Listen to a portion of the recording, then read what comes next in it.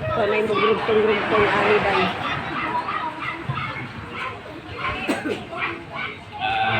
Bago po ang lahat ay pasalamat po sa Panginoon.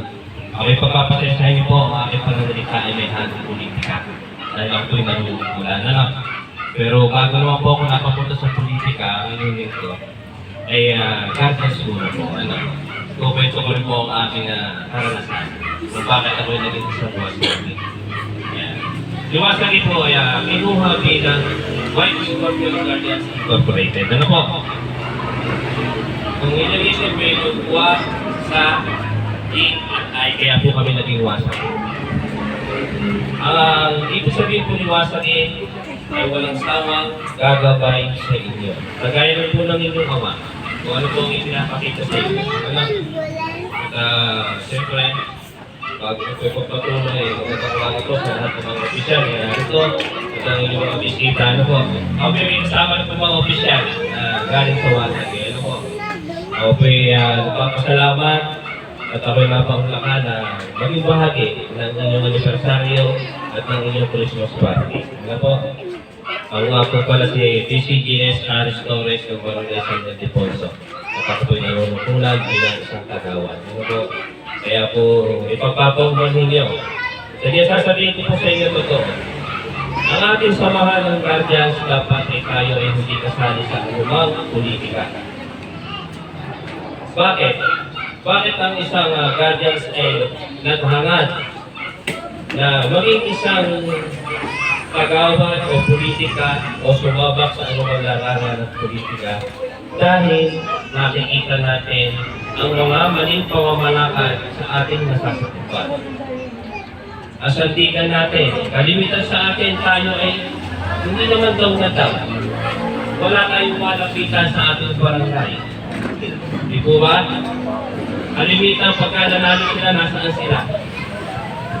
Pag ikaw pa yung lumapit, nandiyan ba sila? Kalimitan, di ba? Pero ako hindi ko nagyayabang, 24/7 po ako nagtatrabaho sa aming barangay. Alam rin ang aking mga kaibigan. Yan. Uli po. Kasi alam ko po at ramdam ko kung anong meron sa kagaya natin ng mahihirap. Kaya sana, bilang isang membro, opisyal, mahalin po natin ang ating samahan. Gaya po namin samahan, meron natin ikaw. Ito ba? Pero ang anong pagkakaligaw, pagbalik nila dito sa atin, dapat ikaw ay nagbago at babaguhin mo ang iyong sarili. Na kayo po kayo sumali dito sa kapatiran ng Bukawi, kayo ay may sinupaan. Ito ba? Yung salita na lamang ng gentleman, pagkainintindi nyo at yung unity, kasama dito ka dito. Huwag na huwag yung pagkakalimutan. Sa hirap at ginhawa, ano man ang problema dumating sa atin. Lagi yung pang-apat na kapatiran. May bantay doon sa pagkain. Yung 100%. Ano po ba ang una natin lagi sinasabi sa kapatiran? Anong ating inuuna? Panginoon. Diba? Trabaho, pamilya, at kapatiran. Kaya yung 100% ay inyong hahati-hatiin. Bibigyan nyo sila ng 25% para hindi nyo makalimutan ang kapatiran yung Bukawi. Ano po? Kasi andito kayo. Andito kayo dahil kayo ay markado. Bakit kayo nagpamarka? Bakit kayo nagpakarga? Dahil voluntarism tayo pumunta rito para ipakita at kung ano layunin ng isang kapatiran. Hindi tayo nagpakarga para lamang tayo ay ipangalantakan lamang diyan. Ay nakigargan. Ako'y Bukawi. Diba? Hindi. Kung maaari, lagi ang magkaro ay nakatago lamang.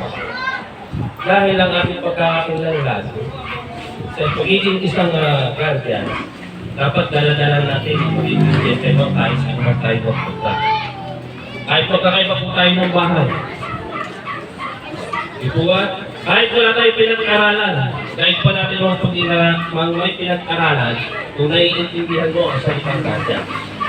Ito ba? Tayo na ang voluntarismo. na tumutulong sa ating mga ngayon o bayan. Bakit sila ay pa rin sa atin? Insecure pa rin sila sa atin. Tayo naman hindi binabayan.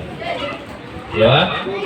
Kaya tayo ay naglilingkod dahil nakikita natin ang mga kamalian at pagkukulang ng ating nasasakupan. Dapat tayo ay kinatutuwaan, hindi pinaaadwaan. Hindi natin sila sinasapawan. Tayo tumutulong naman. Bakit ito nangyayari? Alam nyo yan. Kahit anong gusto mo, kahit anong gusto natin marating, hindi naman tayo nagyayabang. Hindi naman tayo nagpost sa Facebook para tayo ay nag-click ng trade yan. Ipinagyayabang natin ito. Ipinakikita natin sa kanila na isang tulong din ay kaya tumabaho kahit walang bayan. Tayo pa ang gagastos. Tayo pa ang magbibigay. Ito hindi nila naiintindihan. Kaya kami nagkasama ni Utol. Kami may 2 years lang magkasama. Kami nagkakilala ay sa bahay ko din ngayon. Kaya ako po ay nag-Australiano rin doon. Doon kami nagkakilala. Kaya hanggang ngayon kami ay magkasama at kami nagsusuportahan sa bawat gawain. Hindi man ako kumakasama sa malalayo ng lugar dahil nga po ako ay mayroong tungkulin sa aking sasakupan. Salamat po ang aking mauulit-ulit sa inyo. Magandang umaga po sa inyo lahat. Merry Christmas. At happy 2nd year anniversary po sa inyo. At sana po, mas lumami pa po kayo at maging maayos ang ating samahan. Iba pa po ang aming bahay. Pag pumunta po kayo sa Antiposo, welcome na welcome po kayo sa aming bahay na wasan. Maraming salamat po sa inyo.